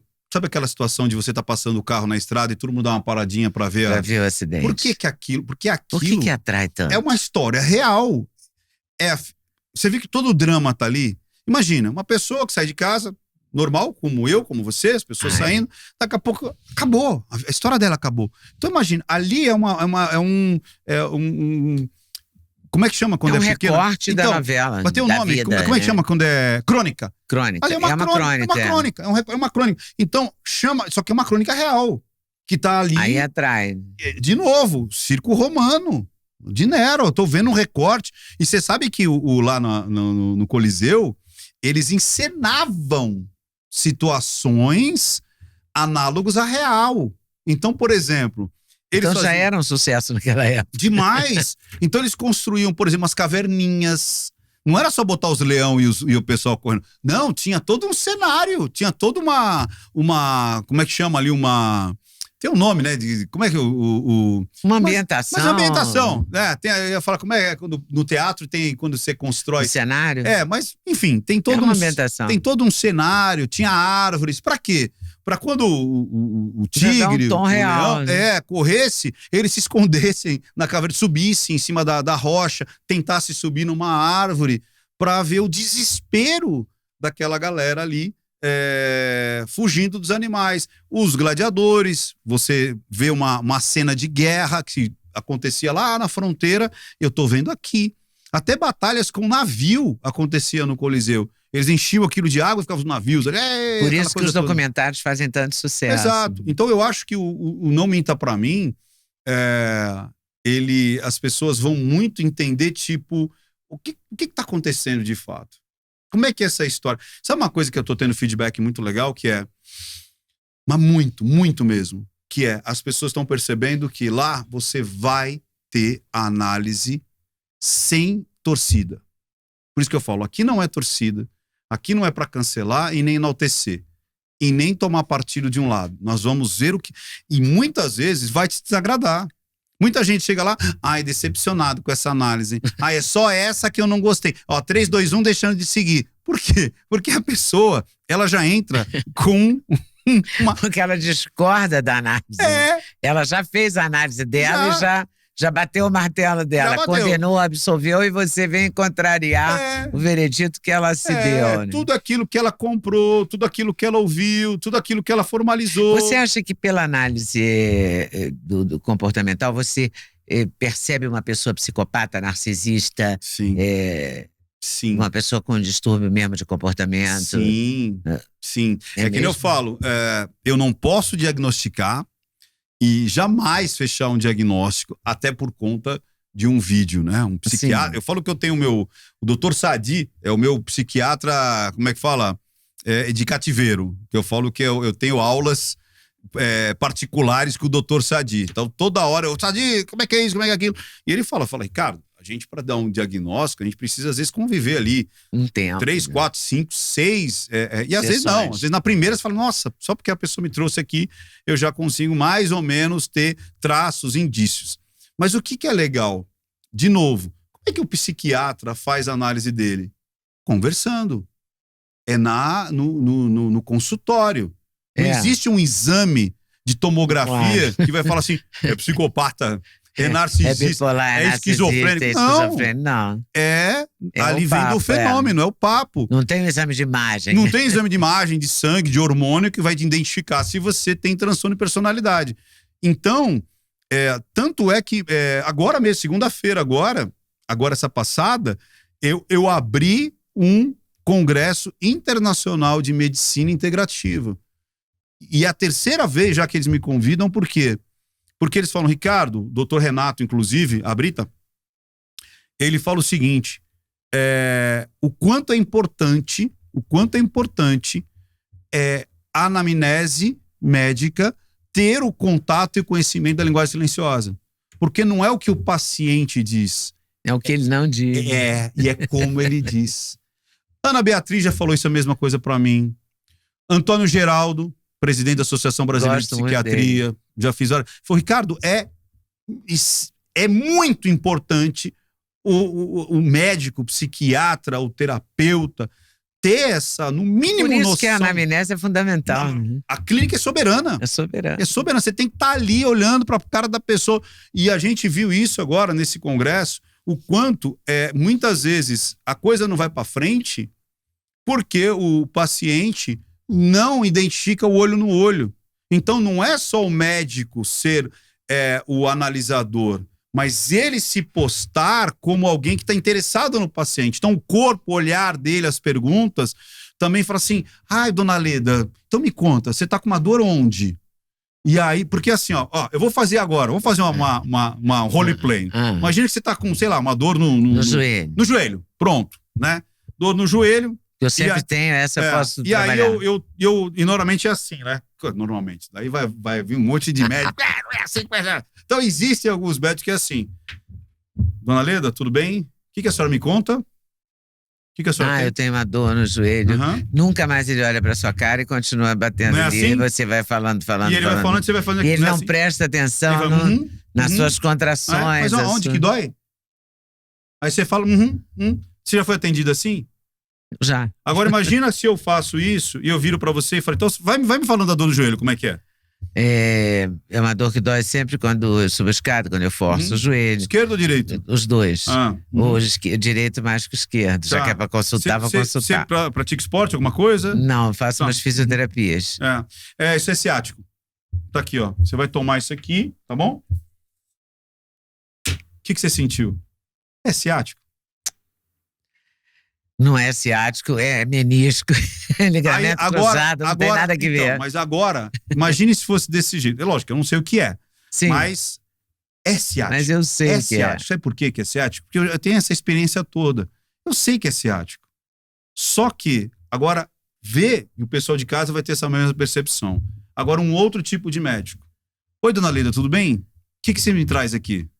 Ele tá prestando atenção no que você tá falando. Vamos fazer o roleplay. Aí eu vou contar a história do joelho. Conta aí. Um dia eu pisei, daí rompeu o ligamento. Peraí. Eu também não operei. Seu joelho tá doendo? Sim. Mas como é que é essa dor?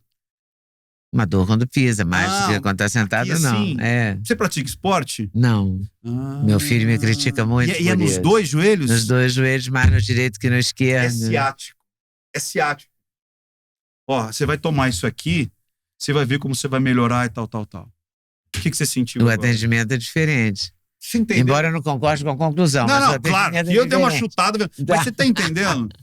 A pessoa vai dar o diagnóstico correto, mas não dá forma. Mas ela tá comprometida com aquele paciente. E aí é um comprometimento. E aí sabe o que vai acontecer? Você mandou lá o cara tomar lá, sei lá, meia dúzia de remédio diferente, porque você sabe. Você é especialista, você sabe, você já viu aquilo. Aquela pessoa é a 15ª, principalmente se for público, que está entrando para falar com você. Só que sabe o que vai acontecer com o paciente? Esse cara nem me ouviu, ele não sabe de nada. Tá maluco, me deu um monte de remédio, não vou tomar. Aí sabe o que acontece? Ele não aceita o tratamento, piora. Quando chega na outra situação, o senhor tá tomando? Tô tomando. Aí ele fala, porra, mas eu dei isso, não funcionou? Então agora toma mais isso aqui. Olha que loucura. Então não é que a língua... E é isso que as pessoas às vezes não entendem. Que elas falam... Agora tem muita gente entendendo. Muita gente fala assim, então se a linguagem silenciosa funcionasse, ela seria usada nos tribunais, ou ela seria usada pela ciência e tudo mais. Mas ela é usada. Ela é usada. O problema é que eles acham que a linguagem silenciosa vai ser assim. Menisco. Ou então o delegado lá vai chegar e falar assim: você pegou na arma ontem? Pegou. Assassino. E não é assim. Agora, como eles vão usar? Vão usar, me conta aí como é que foi a noite de ontem.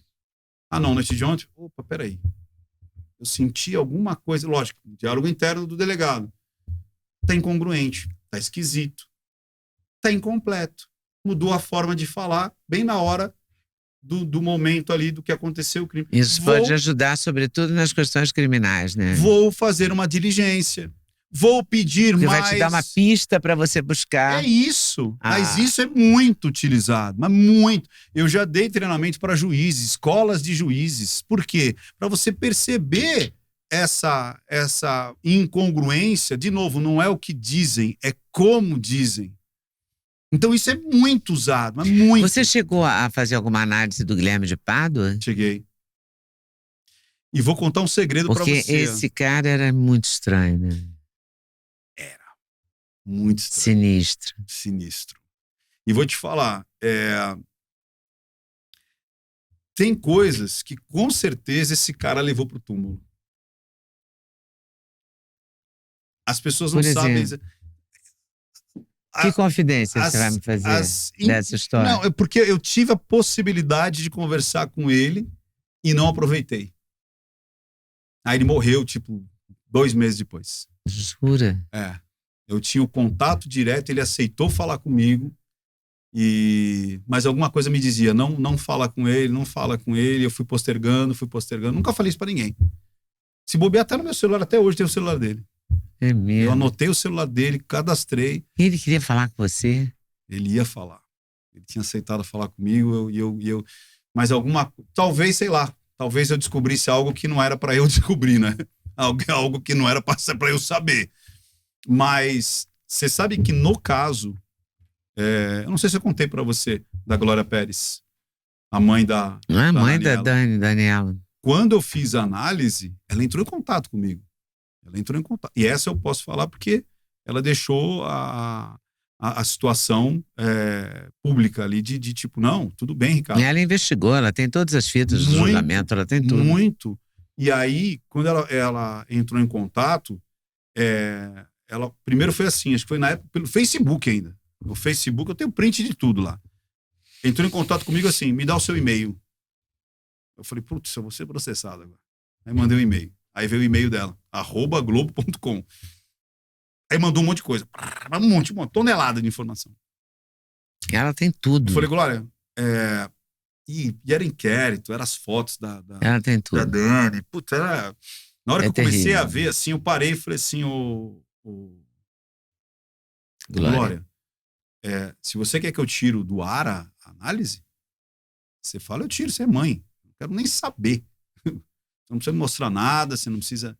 Ela falou, não, você conseguiu ler o Guilherme de Pádua. O que você disse dele na reportagem era o que ele fazia lá no tribunal do júri. E é psicopata? Era psicopata. Ele tinha uma... Como é que eu posso dizer? Ele era muito teatral. Muito teatral. Muito convincente. Aí, manipulador. E ali foi uma questão... E vou te falar mais ali. É uma questão de pólvora e faísca. A moça lá não a era mulher dele. a mulher dele. E olha que interessante. Que era a mulher dele, né? E quando a gente fala da situação, né?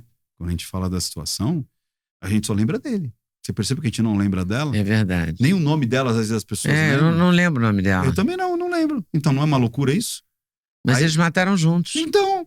E por que a gente nega? Quer dizer, a gente esquece ela. Então, esquece entre aspas. Então, por quê? Porque, na minha opinião, a gente tem uma personalidade extremamente forte ali também, manipuladora.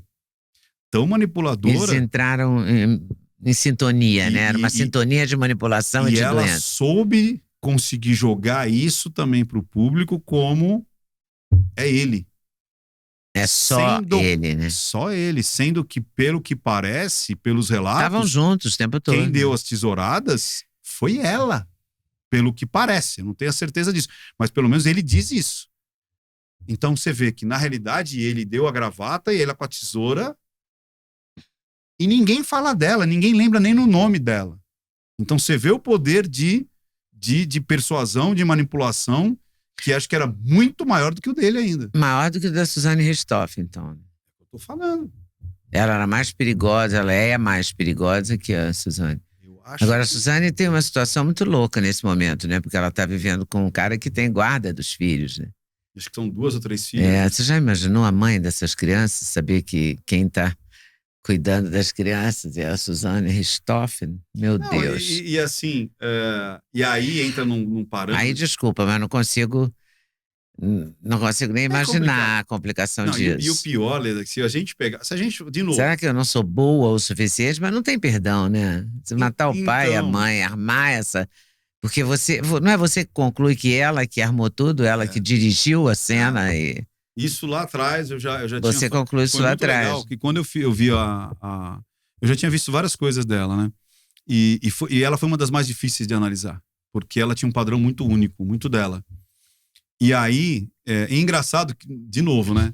Na época que ela estava entrevistando o Gugu, aí eu falei assim, gente, ela tá seduzindo o Gugu. Gente, ela tá manipulando o Gugu. E aí o pessoal fala assim, Jura? ai, como você é bobinho, o Gugu é gay, hahaha. Todo mundo sabe que o Gugu é gay, haha. Eu falei assim, gente, sedução, Não quer dizer sexualidade. você entendeu? Existe a sedução para o sexo É, a e existe a sedução sedução porque você é uma pessoa sedutora pelo que você envolvimento, consegue. né? Para envolver a pessoa E eu, naquilo. várias coisas eu não sabia. E aí, quando eu falei dela e também do Sandrão, eu falei assim, olha que interessante, né? Ela seduziu justamente o Sandrão, que era aquela garota Que comandava a homossexual prisão. que comandava a prisão. Falei, nossa, à toa, né? Ela seduz. O Gugu, inclusive, Ela é o manipuladora, né? Gugu, além de ter pago aquela entrevista, ele se comoveu e deu uma máquina profissional de costura para ela. Que ela falou assim, eu tô fazendo patchwork e tal. E ele deu uma máquina, além do que foi combinado, 1 ou 2 máquinas de costura, que é caríssima aquelas máquinas de costura. Jura? Aí quando eu falei Eu não que ela sabia era, nada disso. aí quando eu falei que ela era Manipuladora. sedutora, teve uma É galerinha... sedutor barra manipulador. Né? Então, e aí que é legal, o Ulysses Campbell, ele escreveu o quê? Suzanne Richthofen, assassina e manipuladora. Olha, E aí quando ele começa a contar que ela só sobreviveu lá no sistema na prisão, penitenciário porque ela seduziu várias pessoas. Ela seduziu o médico, que era gay, ela seduziu a diretora, que era hétero, ela fez a presidiária que era gay. o promotor, que acho que conseguiu fazer a mudança de presídio, era casado, acho que até quase perdeu a mulher, porque o cara ficou apaixonado por ela. Então ela conseguiu... Meu Deus, que mulher perigosa. Exatamente. E aí eu até falei, Ulisses, você foi minha redenção, porque eu vinha falando isso há bastante tempo pelo olhar da linguagem silenciosa. E você veio através do pelo olhar jornalístico de pesquisa, de mostrar, olha o que ela fez aqui. Tanto é que no livro que ele me dá, ele falou assim, aqui está a materialidade daquilo que você já tinha enxergado com a linguagem silenciosa. Olha. Foi muito legal ali Qual foi, assim, pra gente fechar, qual foi a análise que mais te surpreendeu e a que mais te comoveu? A que você ficou mais, assim, impressionado com você mesmo? Falou, poxa, eu sei muito sobre isso. Ixi. Eu arrasei nessa. Não, posso de surpreender, eu posso falar mesmo? Pode. Essa vai dar pano pra manga, hein? Fala. Foi do ex-marido da Maria da Penha. Da Lei Maria da Penha, Maria aquela Penha. moça que ficou na cadeira de rodas? Exatamente. Te surpreendeu por quê? Porque, olha, vou contar rapidinho. Tá. Ele, eu não sabia... Primeiro, o que eu sei do caso da Maria da Penha? Talvez o que você sabe. O que você sabe do caso da Maria da Penha? Eu sei que o marido fez alguma coisa que a deixou paraplégica. Bateu, queimou, não sei. Eu não sei exatamente detalhes. Pois é. Mas sei que ela ficou paralítica, daí veio a lei que tem o nome dela porque o marido fez isso. Isso. E o marido acho que nunca foi condenado, os filhos já pediram a condenação. Então. Não tem uma história assim? Cara, essa história daria um Leda Entrevista 2. Mas eu vou tentar ser bem sucinto, mas bem sucinto mesmo.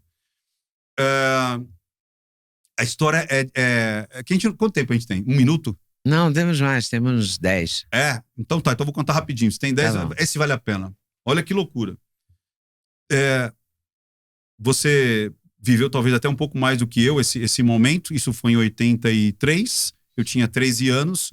Eu lembro dessas histórias que era tipo, o cara bateu tanto na mulher que ela ficou tetraplégica, paraplégica, tal. Depois tentou matar ela eletrocutada e não sei o quê, aquela coisa toda.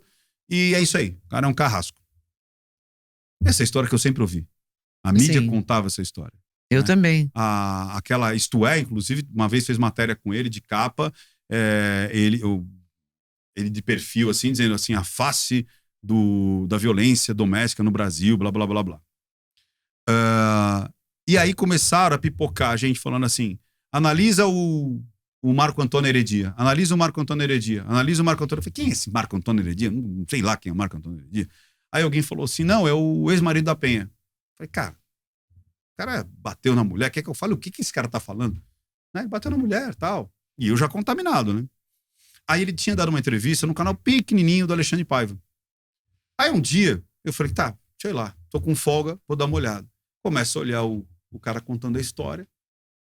Como é que foi o dia, o Alexandre Paiva contando? Eu tava lá, cheguei com as minhas filhas, fui dormir, papapá, ouvi um barulho, babá, quando eu acordei, os caras me agarraram, babá, me deram um tiro aqui. Mostra o tiro. E ele mostrando, eu falei, eu virei pro Rian, que é da minha equipe, falei, Rian, esse cara tá contando a verdade. E o que eu faço agora? O que eu faço?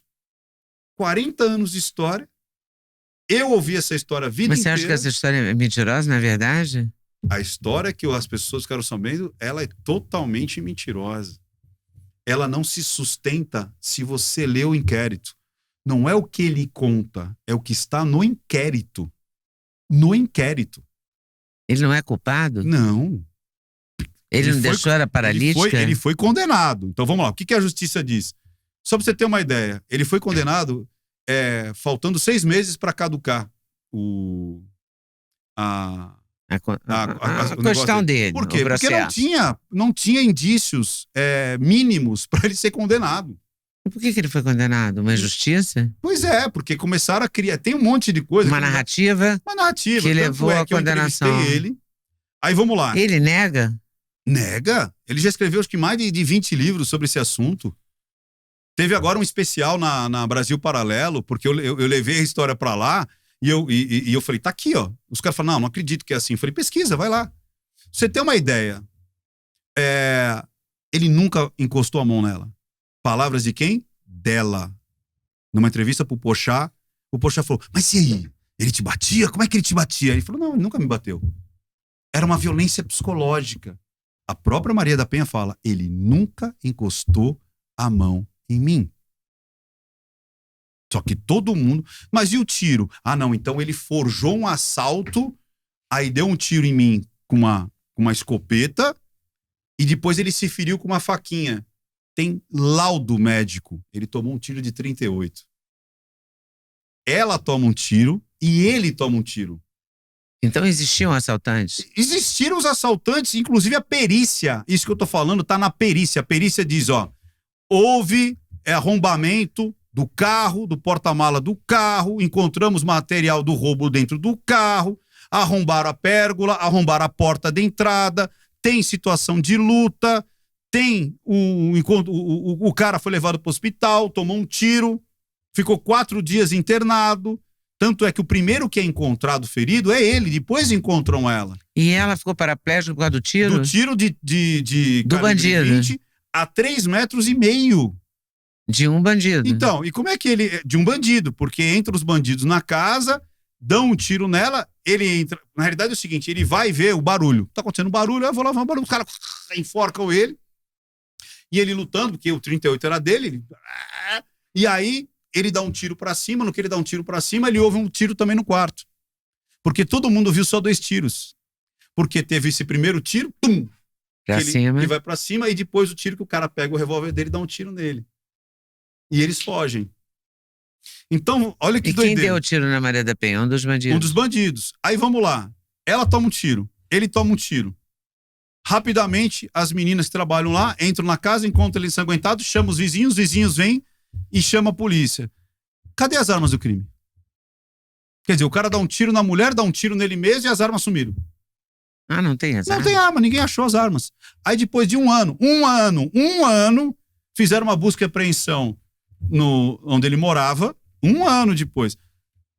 Deu como é que chama a menina? Olendina. A Rita e a Olendina. As duas trabalham na casa. A Olendina disse assim, o patrão e a patroa viviam bem, até a patroa encontrar as cartas da amante. Ninguém sabe disso. Por que isso ninguém ficou sabendo? Tá lá no inquérito. Eles viviam bem. Mas quem manipulou isso para chegar nessa condenação? A opinião pública, os advogados? Tem várias coisas que eu não posso, mas tem... O Brasil queria uma cadeira na ONU. Ele escreveu um livro? Tem. Mas se você assistir na Brasil Paralelo... Eu vou assistir no Brasil Paralelo, eu não assisti. A arma que eles aprenderam 1 ano depois, porque daí ela pede a separação, aquela coisa toda, tal.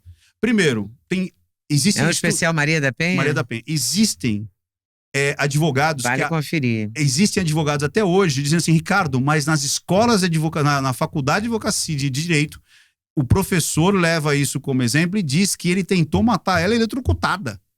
A casa nunca teve banheira. Nunca. Um único banheiro tinha eletricidade, que era o banheiro das meninas, das crianças. Do adulto, que era dele, porque a Ceará, calorzão, não tinha.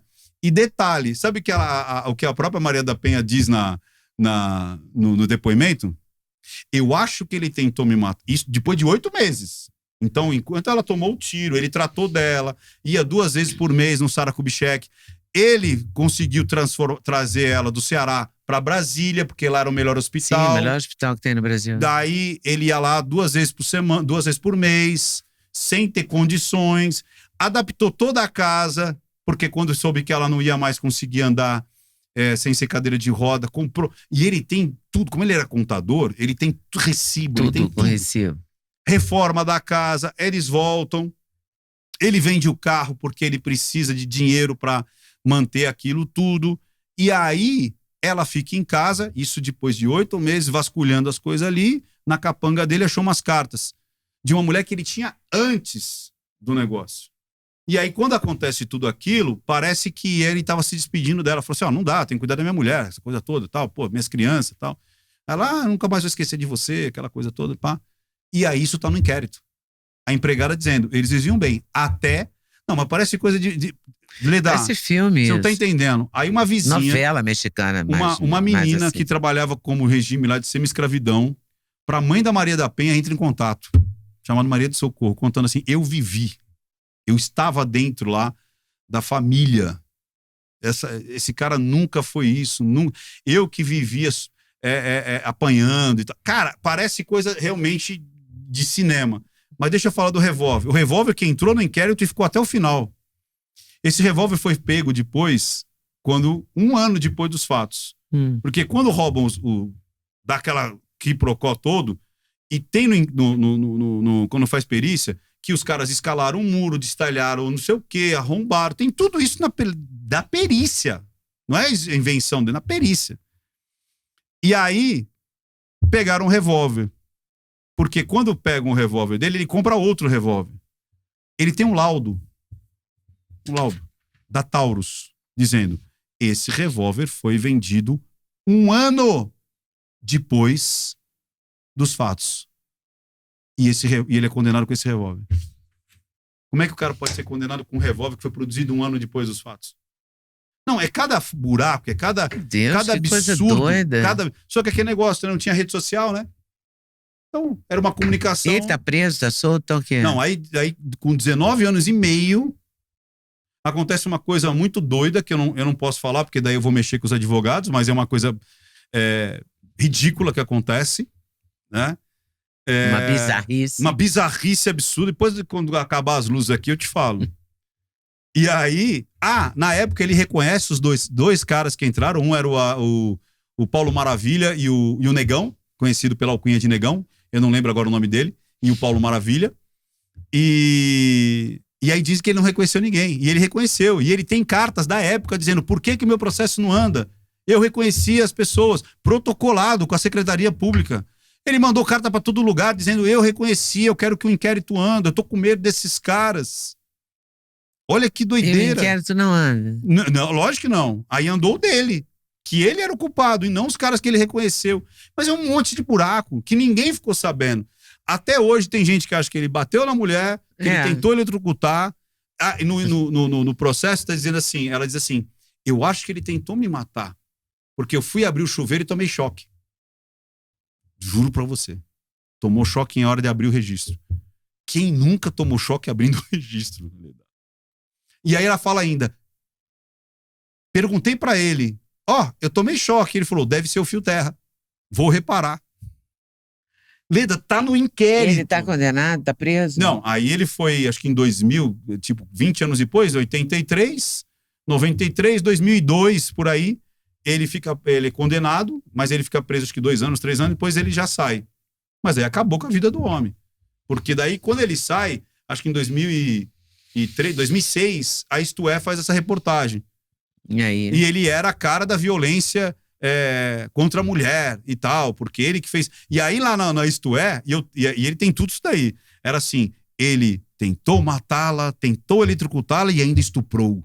Aí meteram já um estupro também. Sendo que tem palavras delas. Então, a gente não está falando da lei Maria da Penha. que é a Lei 10.800 alguma coisa. A lei é muito boa. A lei salvou já muitas mulheres. Nós estamos falando do caso Maria da Penha. Que o caso é uma história muito louca. Por isso que às vezes as pessoas confundem. Não, então você e está... esse foi o caso, eu te perguntei protegendo. o que mesmo? Que o caso que mais te comoveu? Foi impactou, porque... Mais impactou. Imagina, eu estava contaminado com aquela história. Claro. E quando eu vi aquilo, eu falei, como é que eu vou fazer essa análise? Eu falei, eu não vou fazer. E qual é o caso que você não fez? Porque eu tenho que terminar essa entrevista algum dia, mas eu quero essa informação também. Eu acho... Teve dessa menina que eu falei, não vou fazer. Essa você não acreditou, né, também. Por isso que você não quis fazer. Não, porque tinha uma prova, claro, que a menina estava morta. E ficou então não tinha sentido aquele isso. rebuliço, não tinha sentido. Análise era uma coisa falsa, era uma narrativa. Analisar uma menina, coitada, que acabou de se matar e tudo mais, entendeu? Pela única questão se ela estava viva ou morta. Diferente do amendoim, por exemplo, que ali a gente viu... Ele não aguentou o tranco. Não aguentou o tranco. E ele fala muito isso. Eu não estou aguentando, eu quero sumir, eu quero dormir, não acordar. Que a gente falou muito com o doutor Antônio Geraldo sobre os indícios do suicida. O indício daquela pessoa que está entrando em depressão. Que às vezes a linguagem silenciosa consegue identificar com maior clareza. Que é você estar o ouvido afinado para certas palavras fazem assim, elas gritam. Como eu fiz agora na análise do Alexandre. Várias coisas ali. De novo, a internet fez o quê? Pegou tudo que era fake para dizer que o cara era um monstro. Olha aqui, nessa... E era vídeo de pegadinha, vídeo de trollagem, Você tá entendendo? Então vamos pegar qualquer coisa. Mas ele era grosseiro com ela mesmo. Entendeu? Mas vamos pegar vídeo de trollagem, vídeo de Não sabe aquelas coisas dessas piadinhas. Sabe aquelas coisas do Tô falando Gugu? assim, as entrevistas, as coisas que aparecem que ele é grosseiro. Parece que ele era um cara meio grosseiro. Ou era. Ele é um cara pega aquilo que vai relatar o cotidiano, não o que é montado. Não é montado, não é assim, em função desse episódio. Você entendeu? Do episódio da casa dela, da cozinha, da agressão, etc. Não é disso, é de outra coisa. Então, mas qual o caso que você não fez e você gostaria de ter feito? Eu falo que eu gostaria de trocar ideia com a Suzane Richthofen, com o Maníaco do Parque. Esses dois, porque esse aí é um cara extremamente sedutor também. Leandro, imagina que esse cara encontrava as meninas dentro do ônibus, indo para algum canto. Não é que ele abordava no...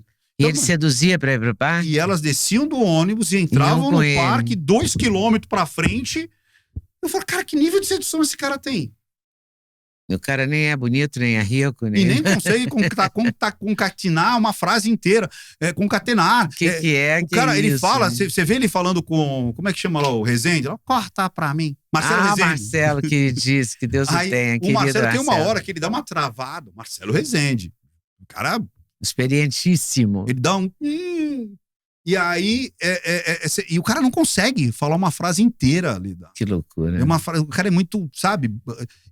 Então tem vários assim que eu olhei e falei assim, porra, esses eu queria ter feito. Você fez, só pra terminar, você fez aquela mulher que casada com um japonês? Fiz aqui, Picotou lá.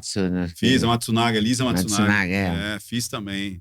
Acho que a gente vai precisar de novo, ler da entrevista 2. Vamos, Ricardo Ventura 2, a missão. Né? Mas eu acho que eu nunca fugi de E essa análise. Você chegou a fazer? Fiz dela, fiz do eu não do vi Parque, dela, preciso ver. É bem interessante. Eu fiz na época, inclusive.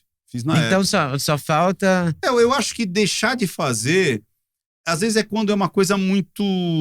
Uma coisa pequena, assim, menor. Não, é tipo, eu falo assim, isso... Óbvio.